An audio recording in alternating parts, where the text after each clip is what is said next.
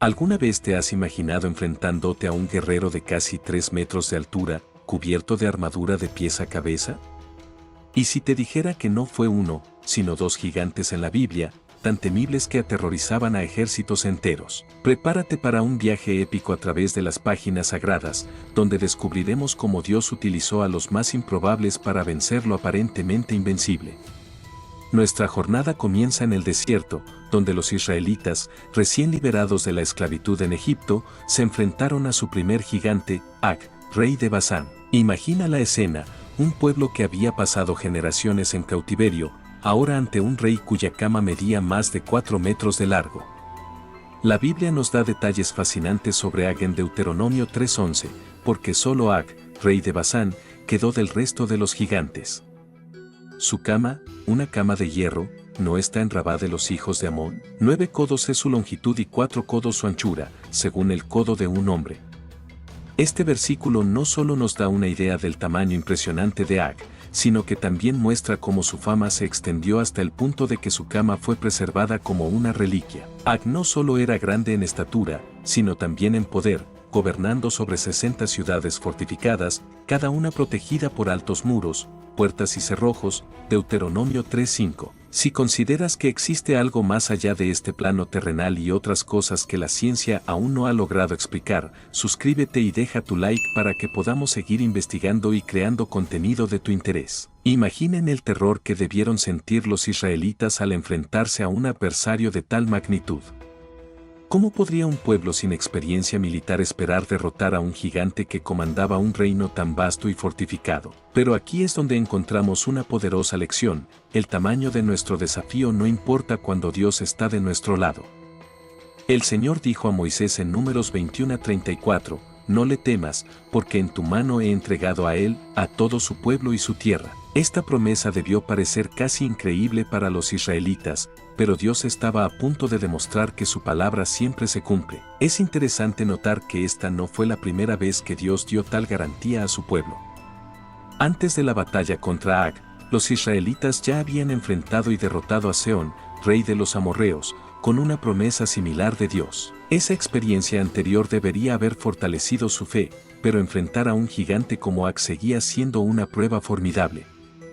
La repetición de la promesa de Dios en este momento crítico nos recuerda que Él es paciente con nuestras dudas y miedos, siempre dispuesto a asegurarnos de su poder y presencia. La batalla que siguió fue nada menos que espectacular. A pesar de toda la fuerza y las defensas de Ag, los israelitas, liderados por Moisés y fortalecidos por la promesa de Dios, lograron una victoria aplastante. Deuteronomio 3:7 nos ofrece una descripción vívida del resultado. Así, el Señor nuestro Dios entregó también en nuestra mano a Ag, rey de Basán, y a todo su pueblo, y lo derrotamos hasta no dejarle sobreviviente. En aquel tiempo tomamos todas sus ciudades, no hubo ciudad que no les tomáramos, 60 ciudades, toda la región de Argob, con sus ciudades fortificadas con muros altos, puertas y cerrojos, además de muchas ciudades sin muros, y las destruimos completamente, como hicimos con Sehón, rey de Hesbón, destruyendo completamente todas las ciudades, hombres, mujeres y niños. Pero tomamos para nosotros todo el ganado y el botín de las ciudades como presa. Esta descripción detallada no solo sirve como un registro histórico, sino como un testimonio de la victoria completa que Dios concedió a su pueblo. La mención específica de las 60 ciudades fortificadas enfatiza la magnitud del triunfo, mostrando que ninguna defensa humana, por impresionante que sea, puede resistir el poder de Dios cuando Él actúa en favor de su pueblo. Esta victoria no fue solo un triunfo militar, sino un testimonio vivo del poder de Dios y de su fidelidad a sus promesas. Imaginen el impacto que esto tuvo en la fe y el coraje de los israelitas, un pueblo que hace poco temía regresar a Egipto ante las dificultades, ahora había derrotado a uno de los reyes más temidos de la región. La conquista de Basán se convirtió en un hito en la historia de Israel, frecuentemente recordado en los Salmos y en otros pasajes como un ejemplo del poder liberador de Dios. El Salmo 135, 10-12 menciona que Dios hirió a muchas naciones y mató a reyes poderosos, a Sehón, rey de los amorreos, a Ag, rey de Basán, y a todos los reinos de Canaán. Dio su tierra como herencia a Israel su pueblo. Este pasaje sirve como un recordatorio de esperanza y confianza para futuras generaciones, recordándoles que con Dios ningún obstáculo es insuperable. La victoria sobre Ag no solo eliminó una amenaza inmediata, sino que también preparó el camino para la conquista de la tierra prometida. Basán, una región fértil y estratégicamente importante situada al este del río Jordán, fue clave para que los israelitas establecieran una base sólida para futuras campañas hacia el oeste del Jordán. La derrota de un rey tan temido como Ag seguramente infundió temor en los corazones de los pueblos de Canaán que los israelitas enfrentarían. En Josué 2:10, Rahab, la prostituta de Jericó, dijo a los espías israelitas: porque hemos oído cómo el Señor secó las aguas del Mar Rojo delante de vosotros cuando salíais de Egipto, y lo que hicisteis a los 2 reyes de los amorreos, que estaban al otro lado del Jordán, a Sehón y a Ag, a quienes destruisteis por completo. Este pasaje muestra cómo la fama de las victorias de Israel, incluida la derrota de Ag, se extendió, cumpliendo la promesa de Dios de infundir temor en los pueblos, como se menciona en Deuteronomio 2:25. Sin embargo, la historia no termina aquí. Siglos después, los israelitas se enfrentaron a otro gigante, quizás aún más intimidante que Ag. Su nombre era Goliat, y surgió como el campeón de los filisteos, los enemigos de Israel en la época del rey Saúl. El escenario de esta nueva batalla era diferente. En lugar del desierto y las ciudades fortificadas de Basán, el conflicto se desarrolló en el valle de Elá, una zona fértil en la región montañosa de Judá. El contexto político y militar también había cambiado drásticamente. Israel ya no era un pueblo nómada recién salido de Egipto, sino una nación establecida con su propio rey. A pesar de estos cambios, el desafío de confiar en Dios ante un enemigo aparentemente invencible persistía. Goliat era una visión imponente. La Biblia nos ofrece una descripción detallada en 1 Samuel 17, 4-7. Un campeón salió del campamento filisteo, llamado Goliat de Gat, cuya altura era de 6 codos y 1 palmo. Llevaba un casco de bronce en la cabeza, y vestía una cota de malla que pesaba 5000 siclos de bronce. Tenía grebas de bronce en las piernas y una jabalina de bronce en los hombros. El asta de su lanza era como un rodillo de telar, y la punta de hierro de su lanza pesaba 600 siclos, y su escudero iba delante de él. Pausamos un momento para considerar estas medidas. 6 codos y 1 palmo equivalen a aproximadamente 2.90 metros. La cota de malla que vestía pesaba alrededor de 57 kilogramos, más que muchas personas adultas. Su lanza era descrita como un rodillo de telar, con una punta de hierro que pesaba alrededor de 7 kilogramos. Goliat no era solo un gigante, sino una fortaleza ambulante. Durante 40 días, Goliat desafió a los ejércitos de Israel, burlándose de ellos y de su Dios. 1 Samuel 17, 8-10 registra sus palabras de burla: ¿por qué habéis salido a formar línea de batalla? ¿No soy yo filisteo, y vosotros siervos de Saúl? Escoged de entre vosotros un hombre que baje a mí. Si él puede luchar conmigo y matarme, seremos vuestros siervos, pero si yo lo venzo y lo mato, entonces seréis nuestros siervos y nos serviréis. Dijo además el filisteo: hoy desafío a las tropas de Israel, dadme un hombre para que luchemos juntos. Imagina el impacto devastador que esto tuvo en la moral de las tropas israelitas. Cada mañana y tarde, durante más de un mes, se les recordaba su aparente inferioridad ante este coloso filisteo. El miedo se esparció como una plaga por el campamento. La situación era tan grave que 1 Samuel 17:11 nos dice: oyendo Saúl y todo Israel estas palabras del filisteo, se turbaron y tuvieron gran miedo. Es en este escenario de desesperación que aparece un héroe improbable, David, un joven pastor. La introducción de David en la narrativa se hace de manera aparentemente casual. No estaba en el campo de batalla, sino en casa cuidando las ovejas de su padre. Fue solo cuando su padre lo envió a llevar suministros a sus hermanos en el ejército que David se encontró con la situación. Quiero tomar un momento para recordarte que, si como yo, crees que hay algo más aparte de este plano terrenal, suscríbete y deja tu like para continuar investigando y creando contenido de tu interés. 1 Samuel 17, 20-22 relata: David se levantó temprano, dejó las ovejas al cuidado de un guardián, tomó la carga y partió, como Isaí le había indicado. Llegó al campamento mientras el ejército se formaba para la batalla y lanzaba gritos de guerra. Israel y los filisteos se alinearon, fila contra fila. David dejó la carga al cuidado del encargado del equipaje, corrió hacia las filas y saludó a sus hermanos. Esta escena resalta el contraste entre David y los soldados veteranos. Mientras ellos se preparaban para la batalla con gritos de guerra, David, un simple mensajero, no compartía el terror que dominaba el campamento. Cuando los guerreros experimentados temblaban de miedo, este joven, impulsado por una fe inquebrantable, se ofreció a enfrentar a Goliat. La reacción inicial de David ante el desafío de Goliat es reveladora. 1 Samuel 17:26 recoge sus palabras. Entonces David habló a los hombres que estaban a su lado, diciendo: ¿Qué le harán al hombre que mate a este filisteo y quite el oprobio de Israel? ¿Quién es este filisteo incircunciso para que desafíe a los ejércitos del Dios viviente? Observa cómo la perspectiva de David difiere radicalmente de la de los soldados. Donde ellos veían a un gigante invencible, David solo veía a un filisteo incircunciso que osaba desafiar a Dios. Esta diferencia de perspectiva es crucial para comprender el valor de David. Su confianza no estaba en su propia fuerza o habilidad, sino en la fidelidad y el poder de Dios. La oferta de David de luchar contra Goliat fue inicialmente recibida con escepticismo e incluso burla. Su propio hermano Eliab lo acusó de arrogancia e irresponsabilidad. 1 Samuel 17:28. El rey Saúl, cuando finalmente accedió a dejar que David luchara, intentó vestirlo con su propia armadura, un gesto bien intencionado pero que mostraba una falta de comprensión de la verdadera fuente de fuerza de David. La negativa de David a usar la armadura, 1 Samuel 17:39, no fue solo una cuestión de comodidad física, sino una declaración de fe. Estaba confiando no en la protección humana, sino en la divina. Las palabras de David a Saúl en 1 Samuel 17:37 resumen su confianza: el Señor que me libró de las garras del león y del oso, Él me librará de la mano de este filisteo.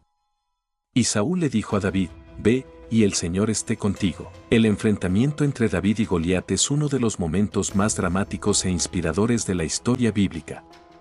Las palabras de David al acercarse a Goliat resuenan a través de los siglos: tú vienes contra mí con espada, lanza y jabalina, pero yo vengo contra ti en el nombre del Señor de los ejércitos, el Dios de los ejércitos de Israel, a quien has desafiado. Hoy el Señor te entregará en mis manos, y yo te venceré, te cortaré la cabeza y daré los cuerpos de los filisteos a las aves del cielo y a las bestias de la tierra, para que toda la tierra sepa que hay Dios en Israel. 1 Samuel 17:45-46. Esta declaración no es solo una demostración de valor, sino una profesión de fe. David entendió que esta batalla no era solo entre él y Goliat, sino una oportunidad para que Dios demostrara su poder a todas las naciones. Lo que siguió fue uno de los momentos más inesperados y decisivos en la historia de Israel. Armado solo con una honda y 5 piedras lisas, David enfrentó al gigante. 1 Samuel 17:49-50 describe el desenlace: David metió la mano en su bolsa, sacó una piedra y la lanzó con la honda, golpeando al filisteo en la frente. La piedra se clavó en su frente, y Goliat cayó rostro en tierra. Así David venció al filisteo con una honda y una piedra, sin tener una espada en su mano. Este momento no solo decidió la batalla, sino que demostró de manera dramática que la verdadera fuerza no reside en el tamaño físico o en el armamento, sino en la fe y confianza en Dios. La caída de Goliat con una sola piedra no fue solo un golpe de suerte, sino una manifestación tangible del poder de Dios actuando a través de un siervo fiel. La victoria de David sobre Goliat no fue solo un triunfo personal, sino un giro decisivo en la historia de Israel. Marcó el inicio del ascenso de David como líder y futuro rey, y sirvió como un poderoso testimonio del poder de Dios para realizar lo imposible a través de aquellos que confían en Él. El impacto inmediato de esta victoria se relata en 1 Samuel 17:51-53. Entonces David corrió, se paró sobre el filisteo, tomó su espada, la sacó de su vaina y lo mató cortándole la cabeza. Al ver los filisteos que su campeón estaba muerto, huyeron. Entonces los hombres de Israel y de Judá se levantaron, gritaron y persiguieron a los filisteos hasta la entrada del valle y hasta las puertas de Ecrón. Los heridos de los filisteos cayeron por el camino de Sahara y Mastagat y Ecrón. La derrota de Goliat no solo eliminó la amenaza inmediata, sino que también inspiró a todo el ejército de Israel a perseguir y derrotar a los filisteos. transformando lo que podría haber sido una derrota humillante en una victoria aplastante. Estas dos historias, separadas por siglos, comparten temas profundos que resuenan hasta hoy. Ambas nos muestran que los gigantes en nuestras vidas, ya sean desafíos, miedos o adversarios, pueden parecer insuperables a primera vista.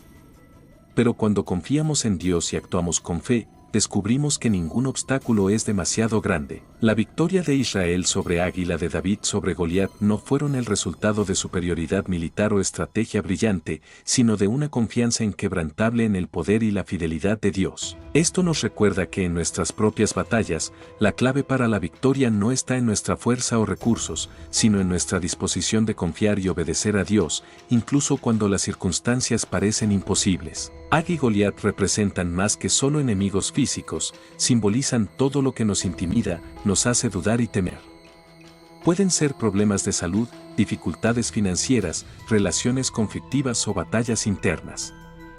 El principio, sin embargo, permanece el mismo: con Dios, podemos enfrentar y superar hasta los desafíos más aterradores. Así como los israelitas tuvieron que entrar en batalla contra Ag y David tuvo que dar el paso de fe de enfrentar a Goliat, somos llamados a actuar en fe frente a nuestros propios gigantes. La promesa de Dios en Isaías 41 horas y 10 minutos resuena a través de estas historias y nos llega hoy: no temas, porque yo estoy contigo, no te desalientes, porque yo soy tu Dios. Yo te fortaleceré, ciertamente te ayudaré, sí, te sostendré con mi diestra justa. La lección de Moisés al liderar a los israelitas contra Ag nos enseña sobre la importancia del liderazgo basado en la fe, incluso ante un enemigo aparentemente invencible. Moisés confió en la promesa de Dios e inspiró al pueblo a hacer lo mismo. Esto nos recuerda que, como líderes en nuestras propias esferas de influencia, nuestra confianza en Dios puede inspirar a otros a enfrentar sus propios gigantes.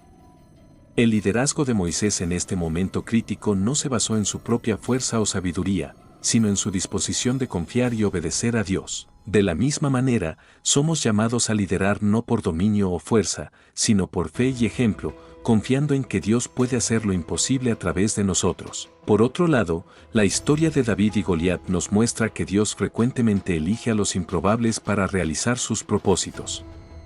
David no era un guerrero entrenado, sino un joven pastor. Sin embargo, su fe y coraje lo transformaron en el héroe que Israel necesitaba en ese momento. Esto nos anima a no subestimar nuestro potencial cuando estamos alineados con los propósitos de Dios. Como Pablo escribe en 1 Corintios 1, 27-29, pero Dios escogió lo necio del mundo para avergonzar a los sabios, y escogió lo débil del mundo para avergonzar a lo fuerte. Dios escogió lo vil del mundo y lo despreciado, lo que no es, para anular lo que es, para que nadie se jacte delante de él. Esta verdad nos recuerda que Dios puede usar a cualquiera de nosotros, independientemente de nuestras limitaciones aparentes, para realizar sus propósitos y traer gloria a su nombre. Ambas historias también destacan la importancia de confiar en los recursos de Dios, no en los nuestros. Los israelitas no tenían ninguna posibilidad contra Ag confiando solo en sus propias fuerzas, al igual que David no podría haber derrotado a Goliat con armas convencionales.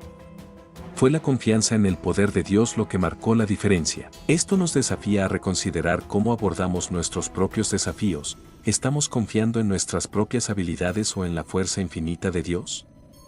El apóstol Pablo captó esta verdad en 2 Corintios 12, 9-10, cuando escribió: pero él me dijo, te basta mi gracia, porque mi poder se perfecciona en la debilidad. Por tanto, me gloriaré aún más gustosamente en mis debilidades, para que el poder de Cristo repose sobre mí. Por eso, por amor a Cristo, me deleito en las debilidades, en insultos, en necesidades, en persecuciones, en angustias, porque cuando soy débil, entonces soy fuerte. Finalmente, estas narrativas nos enseñan sobre la naturaleza del verdadero coraje. El coraje no es la ausencia de miedo, sino la voluntad de actuar a pesar de él. Tanto Moisés como David seguramente sintieron miedo ante sus respectivos gigantes, pero eligieron actuar basados en su fe, no en sus temores. Esto nos anima a enfrentar nuestros propios miedos, sabiendo que Dios está con nosotros. Como nos recuerda Josué 1:9, ¿no te lo he ordenado? Sé fuerte y valiente. No te asustes ni te desanimes, porque el Señor tu Dios estará contigo donde quiera que vayas. Estas historias nos inspiran a cultivar un coraje basado no en nuestra propia fuerza, sino en la certeza de la presencia y el poder de Dios en nuestras vidas. Nos llaman a dar pasos de fe, confiando en que, así como Dios estuvo con Moisés y David, Él también está con nosotros, listo para capacitarnos a enfrentar cualquier desafío que encontremos en nuestro camino. Gracias por acompañarnos hasta el final. Si piensas que existe algo más allá de este plano terrenal, comparte este video con tus amigos, en tus redes sociales y con tu comunidad. Suscríbete y déjame un comentario para que juntos podamos desentrañar los grandes misterios que nos rodean.